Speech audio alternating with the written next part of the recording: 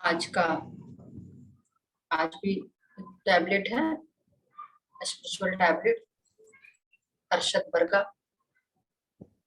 इस टैबलेट के विजडम लेने के पहले फिर से मैं पत्री सर को नमन करती हूँ और स्पिरिचुअल टैबलेट के जनक जी सर को भी सत सत प्रणाम करती हूँ और आप सबों को मेरा आदि।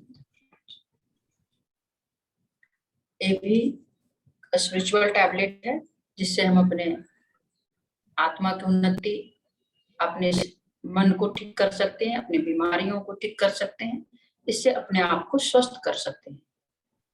कोई खाने वाली गोली नहीं है, इसको अपने ऊपर लागू करने वाली ये टैबलेट्स है, इसे आध्यात्मिक गोली कहते हैं। तो फ्रेंड्स, इस टैबलेट्स का नाम है अरशद बरका। ये 6 टैबलेट्स है, ये 6 गोलियां हैं। अपना वीडियो ऑफ करूं मैं? कहीं घूम रहा है नेटवर्क ऐसे ऐसे करके।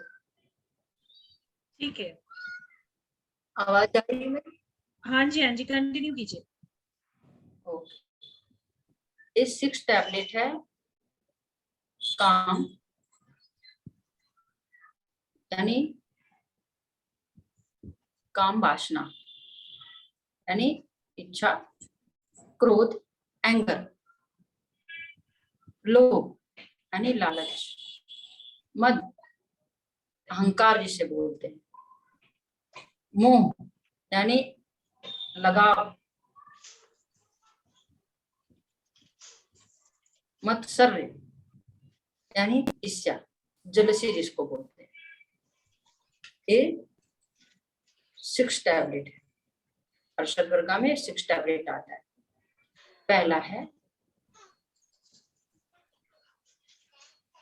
काम, यानी लस्ट जिसको बोलते हैं, अवश्य जिसको बोलते हैं। किसी चीज की अत्यधिक इच्छा ही अवश्य होती है। तो झाड़ू दिखता है क्या?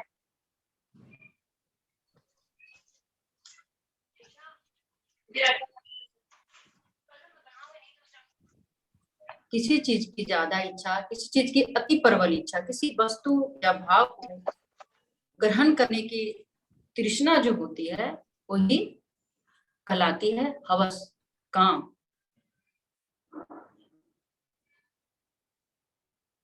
हमारी खुशी हमारे हाथों में होती है।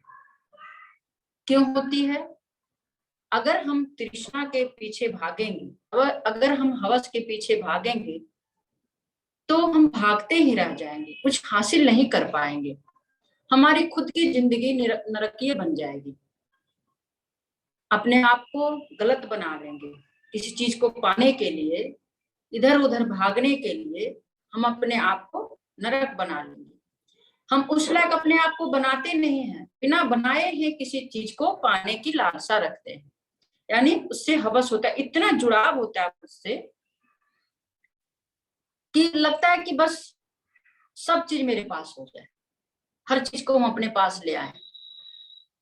तो जब कभी भी किसी की इच्छा पूर्ति नहीं होती है तो उसे मन करता है कि उसे अपने पास ले आऊं। तो इसका मतलब ये है कि हम उस इच्छा प्राप्ति के लिए तैयार ही नहीं है। जब तक हम अपने आप को तैयार नहीं करेंगे, अधूरी इच्छा रख करके उस लायक नहीं बनाएंगे, उस चीज को कैसे पाएंगे? लेकिन हवस होती है, उस हवस के पीछे इस सोच कर नहीं कि हम अपने आप को तैयार करना है, उस हवस के पीछे भागते हैं, वासना के पीछे भागते हैं, अपने आप को छलते हैं, अपने ज्ञान को, जो उनमें ज्ञान होता है उसको दबा देते हैं और वासना के पीछे भागते हैं, यानी अपने ज्ञान को वो छल लेते हैं। उसको भी जान नहीं पाते कि हमारे पास इतना ज्ञान है तो हम इस ज्ञान से किसी चीज को प्राप्त करें। लेकिन किसी के मन में होता है बिल्कुल तृष्णा कि नहीं, वो भी मुझे चाहिए, वो भी मुझे चाहिए, वो भी मुझे चाहिए। अगर नहीं मिलता है तो उसके पीछे भागना शुरू करता है और भाग करके अपने लाइफ को नरकीय बना लेता है, मतलब अपने ज्ञान को भी दबा लेता है और उसके पीछे भागते रहता है। तो इसको मुझे ठीक करना है, अपने इस हवस को रोकना है। दूसरा आता है क्रोध, एंगर। अगर कोई उम्मीद लिए बैठे हैं कि हमें ये मिलेगा, हमें ये होना चाहिए, और अगर वो नहीं मिलता है तो बहुत गुस्सा पैदा होता है। अगर आप किसी को कुछ कहे, अगर आपका काम नहीं किया तो उससे भी गुस्सा पैदा होता है, किसने नहीं किया, मैंने उसके लिए ये किया, उसने ऐसा नहीं किया।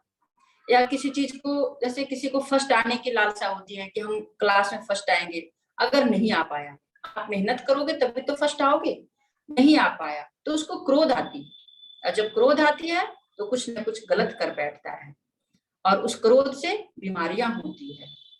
टेंशन होता है, शरीर में 10 तरह की बीमारियां आ जाती है। तो क्रोध को, अपने क्रोध को क्या करना चाहिए, पहचानना चाहिए और उसे कम करना चाहिए। निराशा से क्रोध की उत्पत्ति होती है। क्रोध को पहचानते हुए, कम करते हुए उसका उपाय करना चाहिए। ध्यान और स्वप्न में अग्नि से संबंधित सभी अनुभव समझो क्रोध को दर्शाता है।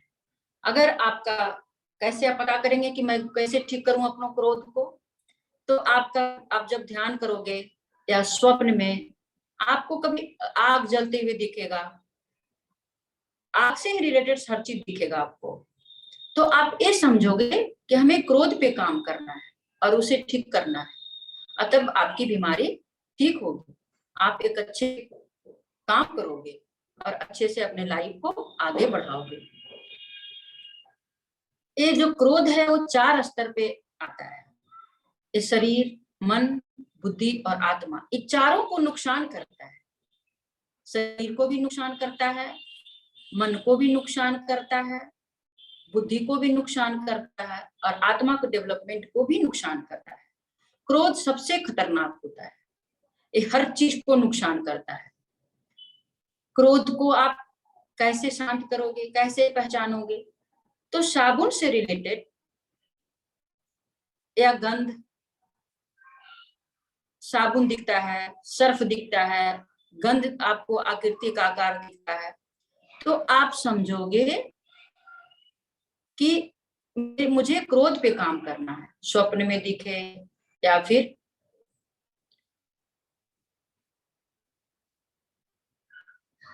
मेडिटेशन में दिखे, आप इस पे काम करोगे, तो इस पे काम करने, इससे समझ जाओगे कि हमें क्रोध पे काम करना है और अपने आप को ठीक करना है। आग से संबंधित अनुभव, जैसे रसोई में सिलेंडर, सिलेंडर से संबंधित किसी भी तरह का, या ट्यूब या गैस स्टोव, हमारे क्रोध पर काबू पाने की ओर की इशारा करता है। इससे हम समझ जाएंगे कि हमें क्रोध पे काम करना है। गैस की इकाई में उत्पन्न कोई भी समस्या उसके मालिक में गुस्से की अभिव्यक्ति है, माने उस मालिक पे गुस्सा अभिव्यक्त है, इसको कम करना है, ये इंगित करता है। मेडिटेशन में अगर आपको आता है, स्वप्न में आता है, तो आप इससे इन चीजों को समझेंगे। तो आप कैसे इस पे काबू कर सकते हैं? नियमित ध्यान से, ध्यान के माध्यम से 60% एक क्रोध कम जाता है। आप रोज ध्यान करोगे तो आपका 60% जो होगा वो गुस्सा कम जाएगा। सज्जन सांगत, आप बुक रीडिंग कीजिए,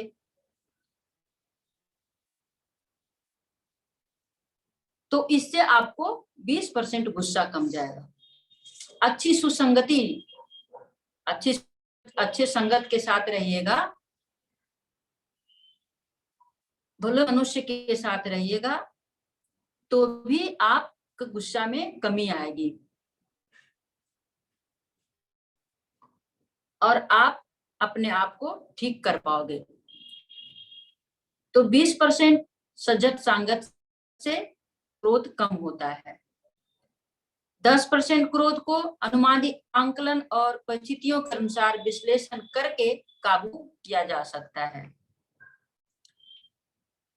जिसका अनुलूप और प्रतिलूप दोनों परिस्थितियों में उचित उपयोग किया जाना चाहिए। आप अपने ऊपर विचार करें, सोचें कि मुझे क्रोध क्यों आ रहा है, ऐसा क्यों हो रहा है कि हम गुस्सा हो रहे हैं बहुत। एक ठंडे मन से अकेले में आप सोचें और इस गुस्सा को कम करें, इस पर विचार करें और ध्यान करें। इससे आपके गुस्सा में कमी आएगी। शौचालय तंत्र संबंधी समस्या, जैसे फ्लश का पानी गंदा होना आपको स्वप्न में दिखेगा, या जनरल घर में भी हमेशा आपको दिखेगा, बार बार आएगा। जब भी जाओ आप बाथरूम तो फ्लश गंदा दिखता है। जब दिखे मोशन संबंधी समस्याएं आए तो इससे पाइल्स संबंधी समस्या होती है, पाइल्स कैंसर संबंधी रोग उत्पन्न होता है। तो इस पर आप ध्यान दें, क्रोध को आप ठीक करें। 40% से 60% आप जो बचा हुआ क्रोध रहेगा वो अपने अनुभव को साझा करने से ठीक हो जाएगा। आप इसे अपने अनुभव को साझा करने से भी ठीक कर सकते हो। मेडिटेशन ठीक करो, बुक रीडिंग करो और अच्छे संगति के साथ रहो। यानी जो अच्छे मेडिटेटर है, अच्छा काम कर रहा है, उसके साथ रहो। बुरी संगति से भी क्रोध बढ़ता है, तो अच्छे संगत के साथ रहा करो और अपने इस गुस्से पे काबू पाओ। अब आते हैं तीसरा, वो है लोभ, ग्रिड। जब इच्छाओं की पूर्ति होती है तभी लोभ की उत्पत्ति होती है। अगर पूर्ति हो जाए, किसी चीज को आप चाहो और आपको मिल जाए, पूर्ति की इच्छा लोभ को उत्पन्न करती है। काम वासना, क्रोध और लोभ नरक के द्वार हैं। नरक के द्वार प्रवेश करने में तीन मार्ग होते हैं। ज्ञान और धन बांटने से मार्ग, ज्ञान और धन बांटने से बढ़ता है। जब हम अपने पास के सद्गुणों को बांटते हैं तो प्रकृति उसी मात्रा में हमें सद्गुणों को वापस करती है। तो बंटवारे के गुणन को ज्ञान में लाना चाहिए। हमें समझ लेना चाहिए कि हम लोग इस धारा पर जानने और सीखने के लिए आए हैं। तो हमें इस तथ्य का एहसास हो जाता है तो हम लोग लोभ और लालच के जंजाल में नहीं फंसते हैं। हम यहाँ सीखने के लिए आए हैं। हमें किसी चीज की लोभ नहीं करनी चाहिए। अगर एक बार आप किसी चीज को मांगा, भगवान हमको मिल जाए, ऐसा आपको मिल गया, तो फिर आपको लोभ बढ़ेगा कि और मांगता हूं और मुझे चाहिए। तो लोभ का कहीं अंत नहीं है। आप जितना लोभ करोगे आपको दुख उतना ही उत्पन्न होगा और आपका हमेशा ध्यान मांगने पे ही लगा रहेगा और आप इस उलझन में फंसे रहोगे और अच्छे कामों को नहीं कर पाओगे। तो इसलिए लोभ को भी रोकना है। जितना ही आप मान लिया आपको भगवान ने नौकरी दे दिया तो लगा आप सैलरी कितना बढ़ गया और बढ़ जाता, फिर आपके बॉस ने आपको सैलरी बढ़ा दी, आपको लगे और बढ़ जाता। तो आपको तभी बढ़ेगा जब आप उसमें से खर्च करोगे, आप किसी बांटोगे। आप बांटो, देखो आपके उससे 10 गुना ज्यादा आएगा। तो लोभ में नहीं फंसो, आप इसे बांटो और सुख का अनुभव करो। अपने रोगों से मुक्त हो जाओ, आपका रोग भी मुक्त होगा। मेडिटेशन करो। इन तीनों को नरक मार्ग कहा जाता है। इस लोभ में जब फंसते हैं तो उसको नरक मार्ग कहा जाता है। अब आता है आसक्ति, अटैचमेंट, मोह जिसको बोलते हैं। तो हमें भ्रामक मोह के कारण समाज में बहुत समस्याएं आती हैं। हर किसी पे अंतर करना ही होगा कि कितना मोह उचित है। इस मोह के बल से बाहर आने का रास्ता है ध्यान। ध्यान के द्वारा अपने इस आसक्ति के बंधनों को दूर किया जा सकता है। जो आपका मोह है उसे दूर किया जा सकता है। मोह आपका, जैसे किसी बच्चों से आपका बेटा है, आपको उससे मोह हो गया कि मेरा बेटा कहीं बाहर जाएगा तो कैसे रख पाएगा, उसे नहीं जाने देंगे, उसको बाहर भेजना है। अगर पढ़ाई करने जा रहा है तो आप उसे जाने दो, क्योंकि वो उसके फायदे के लिए है। मोह में, अपने मोह में उसे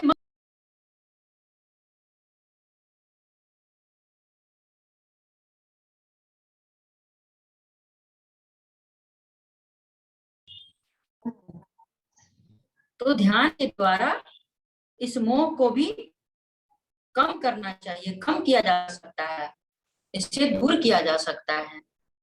अब पांचवा है घमंड।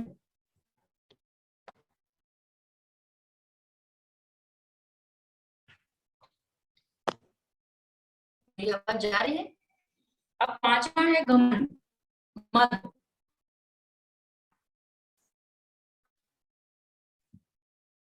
एक बार जब हमारी इच्छाएं पूरी हो जाती है और जब वह महसूस करता है कि हमें उस उपलब्धि को हासिल कर लिया है जिसकी हमें चाहत थी, तब हम लोग घमंड से चूर हो जाते हैं।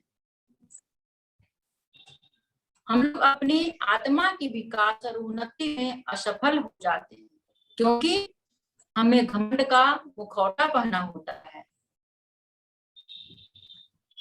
गर्व से नकाबपोश हम अपनी आत्मा को उन्नत करने में विफल होते हैं। मनोकामना पूर्ण होने पर हम अहंकार में भर जाते हैं, इस सिद्धि को समझते हैं कि मेरे में इतनी काबिलियत थी कि हमने पा लिया।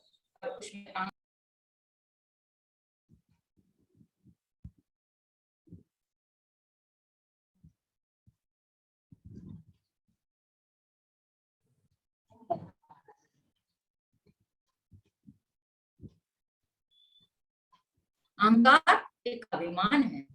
ध्यान के बाद अहंकार भी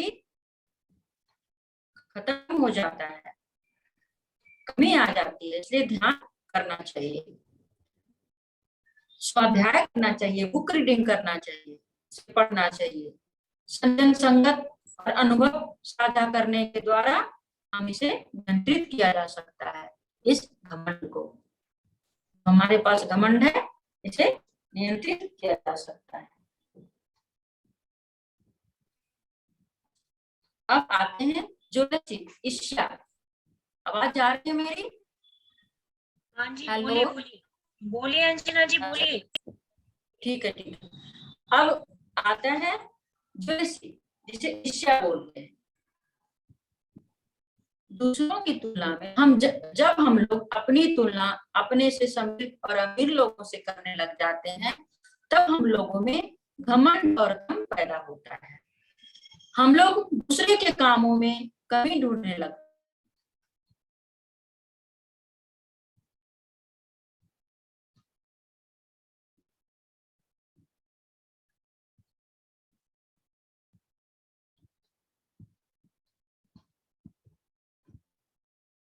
जो असंतुलन की उत्पन्न होती है इसी ज्योतिषी की भावना से, इसकी तुलना की भावना से। विकास के मार्ग में बाधाओं को दोबारा से बताइए, आपकी आवाज चली गई थी। कहाँ से? ज्योतिषी का? हाँ, इसके लिए दोबारा से बताइए। अच्छा, जो एक है ईर्ष्या, ज्योतिषी मतलब ईर्ष्या। जब हम लोग अपनी तुलना अपने से समृद्ध और अमीर लोगों से करने लग जाते हैं, तब हम लोगों में घमंड और ईर्ष्या होती है, ईर्ष्या पैदा हो जाती है। हम लोग दूसरे के कमी कार्यों में कमी ढूंढने लग जाते हैं, दूसरे के गुणों को दरकिनार करने लगते हैं, सिर्फ अपनी उनकी कमियां उजागर करने में लग जाते हैं और अपने आप में ईर्ष्या करते हैं कि वो अपने आप को अच्छा समझ रहा है, उससे अच्छा तो मैं। दूसरे के प्रति ईर्ष्या हो जाती है हमारे भीतर। दूसरों के आसपास जब हम ईर्ष्या करते हैं तो असंतुलन पैदा होता है एक दूसरे से, और उस असंतुलन से जब हम ईर्ष्या करते हैं तो हमारे अंदर रोग उत्पन्न होता है, बीमार पड़ते हैं, उस पर सोचने लगते हैं, तो हमें हमारे अंदर विकार पैदा होता है। तो विकास के मार्ग में एक ईर्ष्या बाधा बनती है। तो हम किस कारण से उससे ईर्ष्या कर रहे हैं, क्यों ईर्ष्या कर रहे हैं, इस कारणों को जांचना चाहिए और हमें इस पे काम करना चाहिए। दूसरे के जीवन शैली को, गुणों को, अपने मस्तिष्क के स्वदुश्मनों को पहचान लेना चाहिए और इस पे काम करना चाहिए। मेडिटेशन करने से ये दूर होगा। शौचालय के पानी की आपूर्ति में खराबी, फ्लश सिस्टम को मरम्मत या गंदे शौचालय जैसे समस्याओं का ध्यान में आना या स्वप्न में आना, ये संकेत करता है कि आपको ईर्ष्या हो रही है। पूरी तरह से बेकार शौचालय का सपना देखें या वास्तव में बहुत खराब तरीके से बनाए गए गंदे सार्वजनिक शौचालय का अनुभव अगर करते हैं तो भी आप समझे कि आपको ईर्ष्या हो रही है और आप इस पे काम करें। व्यक्तिगत बाथरूम या शौचालय इकाई से संबंधित सकारात्मक और नकारात्मक अनुभव, इच्छा जो टैबलेट है, जो 6 जुनून है, इसकी स्थिति के बारे में संकेत करता है, यानी चेतावनी देता है कि आपके पास काम, क्रोध, लोभ, मोह, ईर्ष्या से आप पीड़ित हो। आप इस पे अपने आप को काम करो, मेडिटेशन करो और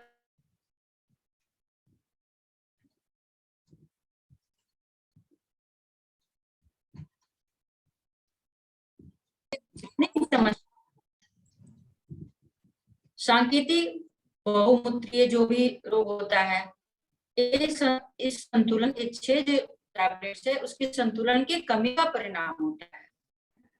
ध्यान, स्वाध्याय और संगत करने से इसके नियंत्रण किया जा सकता है, ये प्रभावित होता है। ये जो 6 टैबलेट है, काम, क्रोध, ज्वेलसी, मोह, त्याग, ये 6 जो है वो बड़ी आंत से की जा सकती, इसकी तुलना बड़ी आती से होती है, क्योंकि बड़ी आती है भूख कितनी लंबी आती है, पूरे शरीर ऐसे घूमती है, पचती है, पाचन। तो बुद्धि तल पर हमें इसको नियमित अंतराल पर प्रासंगिक रूप से इस काम, क्रोध जो 5 टैबलेट 6 टैबलेट, इसको अपनों को समझना चाहिए और इसको पहचान कर इसे समाप्त करना चाहिए और जागरूक होना चाहिए, सतर्क हो जाना चाहिए। सभी वर्ग जो ये 5-6 है, ये पाचन तंत्र से संबंधित होता है। सिर्फ एनालिसिस से 90% ठीक हो सकता है। इसको ठीक से अगर एनालिसिस करोगे, आप समझोगे, तो ये 90% आप अपने आप को सुधार सकते हो, अपने बीमारियों से बाहर आ सकते हो, ठीक हो सकते हो। 10% हमेशा अच्छा ही रहता है, 10% तो रखना भी चाहिए।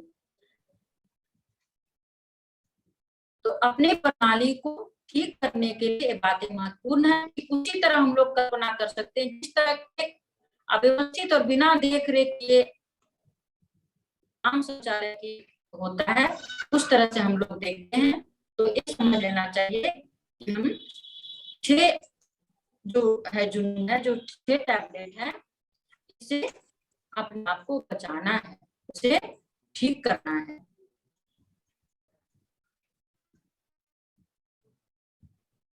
Thank you Anjana ji, thank you so much.